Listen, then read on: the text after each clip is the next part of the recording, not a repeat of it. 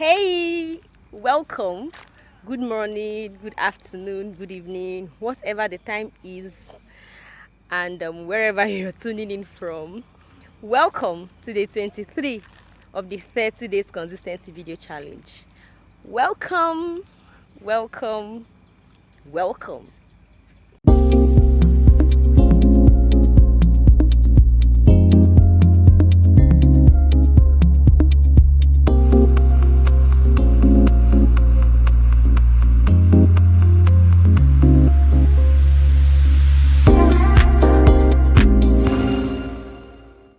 So today, our scriptural reference is coming from the book of Esther, chapter 3.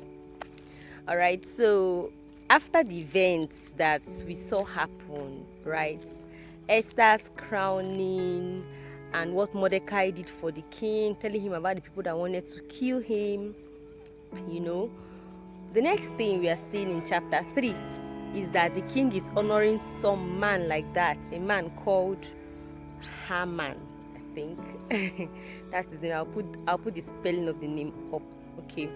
So the king just suddenly honors this man, gives him an exalted position above every noble in every province. Right? It's like after the king, you be getting Haman. In fact, the king ordered everybody that when you want to greet Haman, you kneel down, including the nobles. There's no record whatsoever of this man doing anything to deserve this kind of favor and honor. Okay, I'm not angry that he was favored. I mean, favor is good, it's a blessing, it comes from God, all right? But then what became a problem, when it became a problem, is that, okay, Mordecai refused to kneel down when greeting him. Mordecai refused to be kneeling down. So people were now like, guy, why don't you kneel down and greet this man? It's the king's decree for everybody to kneel down and greet him. And Mordecai refused. So those people now, they went to go and report Mordecai to Haman to know if Haman would tolerate what Mordecai was doing. Right? So Haman was so angry. And then learning that Mordecai was a Jew, because Mordecai told them he was a Jew. Learning that he was a Jew, it even made him more enraged. So he did not now only want Mordecai dead, he wanted to wipe out the entire Jews. So this man now started planning about what to do to the entire Jews, not just Mordecai. He went to the king with this proposal. After he and the king they casted a lot, and the lot fell on the 12th month. I don't really know what they were doing, but the lot fell on the 12th month of the year. So this guy now told the king, my lord the king, there's a particular group of people who live within your territory. They are not our people, and they don't believe in the same things we believe in. They have a different culture, they serve a different God, and they don't abide by your instructions. They don't obey your rules. So can you please give me the authority? I want to send out some men to go and send out information. Let all these people be wiped out. The entire people, let them be wiped out. So he said that those men that will carry out this order, he's going to pay in 10,000 shekels of talents or something, all those very big money, into the treasury of the king, to be able for them to, so they use it to pay those men that will carry out this order. The king said, you say what?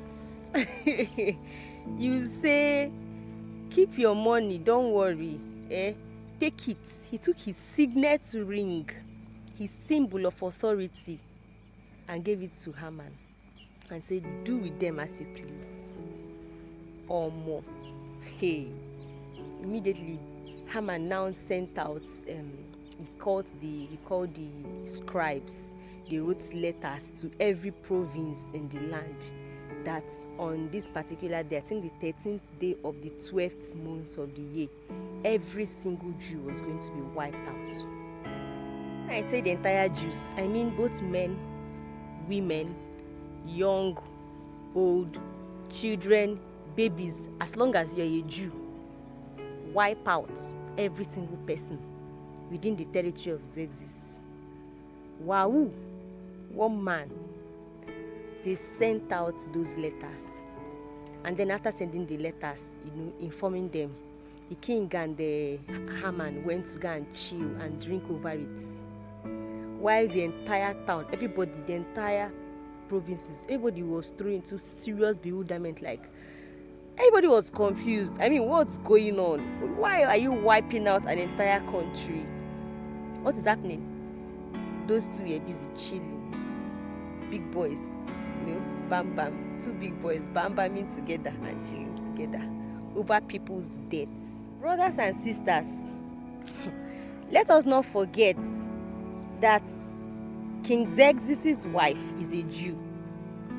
The queen of these people, of this entire place that are about to get cleared, is a Jew. Queen Esther was a Jew. So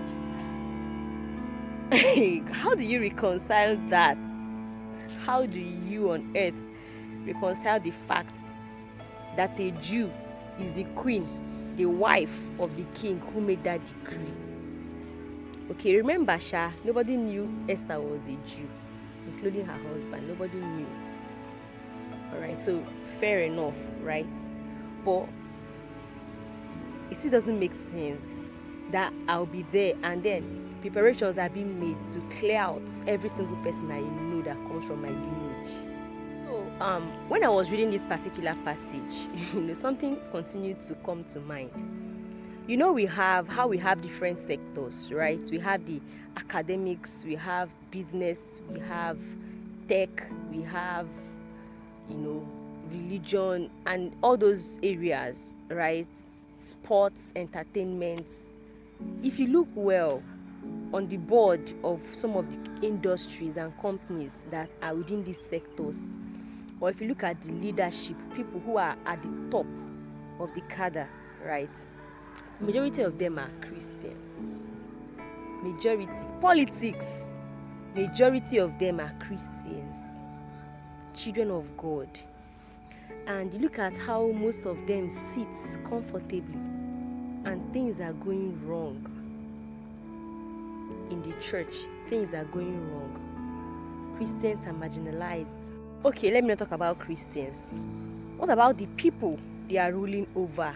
People they are supposed to, people that are their responsibility, right? And how people comfortably sit on their throne and things go wrong. Things go from bad to worse to terrible to unbearable. People go through so many forms of pain. People are suffering. Policies are put in place that endanger lives, and so many things are going wrong. And then you're wondering, what is going on? The Bible says that the expectation of the creature, right, is the earnest manifestation of the children of God. So the creature is awaiting the manifestation of the children of God. So you're a child of God, right? You've been blessed enough. You've been exalted somehow, or even if you don't have like all those top big positions, but you're somewhere. I mean, you have a responsibility somewhere, and you are in that your small office, and things are going wrong, and you can't do anything, like nothing.